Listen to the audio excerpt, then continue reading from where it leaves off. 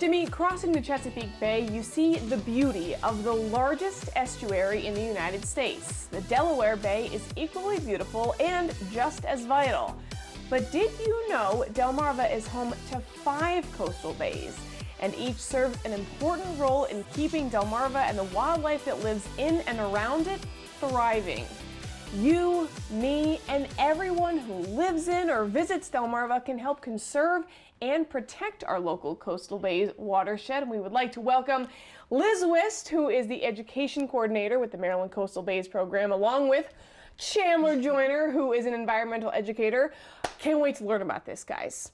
Yeah, thank you so much for having us today. Thanks for coming today. First of all, I like how you both are kind of wearing green. So you're like environment, like here we go. Yeah, we talked about our outfits this morning. Yeah. Have to.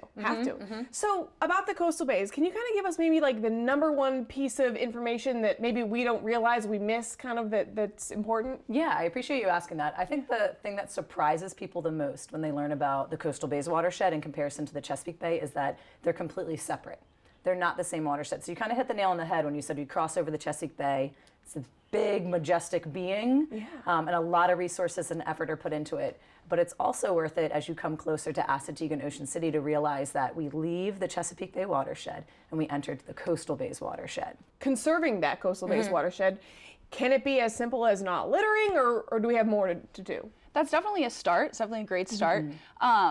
There's a lot that you can do to help protect our watershed. My biggest recommendation is learn about local environmental organizations. As Liz referenced, we have lots of them protecting the Coastal Bays watershed. And so volunteer, learn about what those organizations are doing. And there's all kinds of resources and tools about ways that you can help protect the watershed right from your backyard or right in your local community. And a big example of that is coming up on Sunday, yes. Right? So tell us what we have going on. Yes, so this Sunday we're really thrilled to bring it back. It's been a few years, as most large events have been since the pandemic. We have we call it Bay Day. Bay Day. So, Bay Day. Just straight Bay Day. So it's a beautiful collaboration between the Maryland Coastal Bays program and the Ocean Pines Association. We specifically kind of chose Ocean Pines for it to take place in because the St. Martin River that Ocean Pines and Bishopville area sits on is one of our most degraded watersheds, so not as healthy as our other watersheds that make up the coastal bays. So the goal behind it is that we want to bring together visitors and residents alike to learn more about what they can do in their own backyards and in our local community to improve the health of the bays. Cool. Yeah, so this year we have about 30 environmental exhibitors. Wow. Yeah, most from the shore. We have a few that actually come over the bridge, which is great, that work throughout the whole state. Yeah. But we have 30 different environmental exhibitors. They're going to be bringing live animals, hands-on activities, nature crafts. And again, the goal is just to learn a little bit more about our Coastal Bays watershed and what you can do to improve its health. What are some of those cool hands-on activities? Yeah, so we have something called the Workshop Pavilion, which is full of hands-on activities and things you get to take home. So I'll emphasize that Bay Day is family friendly, so everything that's at the Workshop Pavilion can be done by anyone of any ages.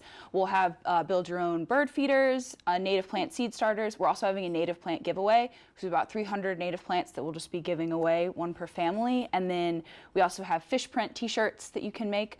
And we're also really excited this year. Our theme is recycling overall, and not just like your general, paper, plastic, cardboard. We're going to be highlighting items that are more difficult to recycle. So we're going to be collecting plastic bottle caps, plastic grocery bags, which are not recyclable in our county, and then Go Green OC is going to be collecting compostables. So any type of food, any food really, their slogan is, if you can eat it, they'll take it. And so there we go. You bring in those scraps and they'll be collecting it at their booth, and then we'll do plastic bottle caps, the grocery bags, and then I think there's one more item that we're collecting that Batteries. We'll have the battery bar.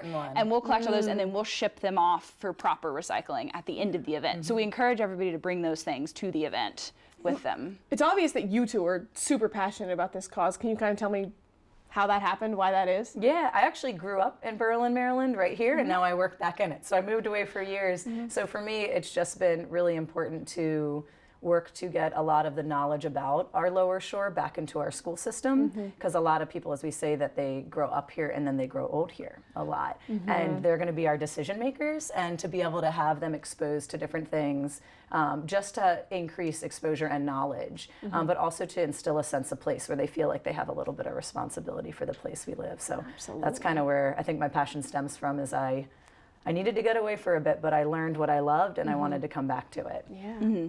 And I'm really just passionate about educating in general, and I love being able to educate students outside about our environment and seeing them become like passionate stewards themselves. You can really, when you spend 4 hours outside with a student, you can see their mentality just changing throughout that time, and you can see them becoming more passionate, and hopefully that will drive them for their behaviors as they grow up. I love this so much. So give us again kind of the details, the event details. What can we expect, where, when, all the things on Sunday? You want me? Okay, so it's at White Horse Park in Ocean Pines. It is from Sunday, May 15th. If the weather holds out, it will. From 10 to 2.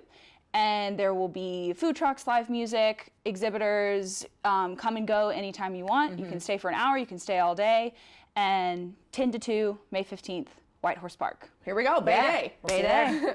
All right, Liz Wist, Chandler Joyner with Maryland Coastal Bays Program. Thank you guys so much for coming, and have a great time on Sunday. Thank you. Thanks for having us. Thank you.